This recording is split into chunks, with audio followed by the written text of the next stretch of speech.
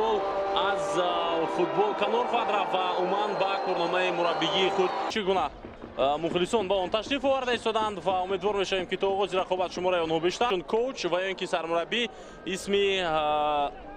محمد جان دسته‌های استقلال و استرافشان و حالا هیئت دسته شهر دوشنبه برگزار کرده بودند و اونجا استقلال پیروز شده بود با حسابی اگر خطا نکنم 2-0 بر مقابل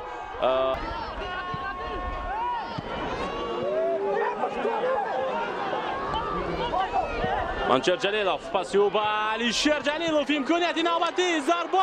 و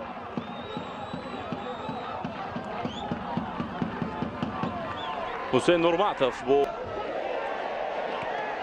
جعفر اسماعیلوف تو از دست میدهد و شیربانی محمدشایف حمله دسته استقلال روی دو میدهد ضربه دروازه‌بان سراوشان او برگردانده شد علیشیر جلیلوف در کنج میدان است ضربه او امکانیت نوبتی برای استقلال و گل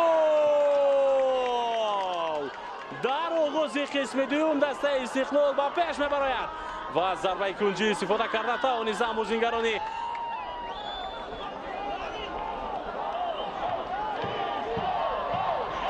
پایتخت الکسی لارین حمایتگر با زدن گل دست یافت و ما انتظار میشویم نوارهای تکراری رو تا ببینیم که چگونه تو با پای الکسی لارین اومد و او آن را به دروازه وارد کرد. پرتاب علیشیر اینجا الهام براتوف توپ را جانب دروازه دستش روان کرده است. بله الهام براتوف حتی قریب بود به طور دروازه دسته خود گل میزد. ماز دروازه‌بان برای نورماتوف همین تر دوستان ارجمند صدای اشتک دوار مرکز نصرالله کبیروف بلند میشود و دیدار مرکزی دور 21 لیگ اولی مملکت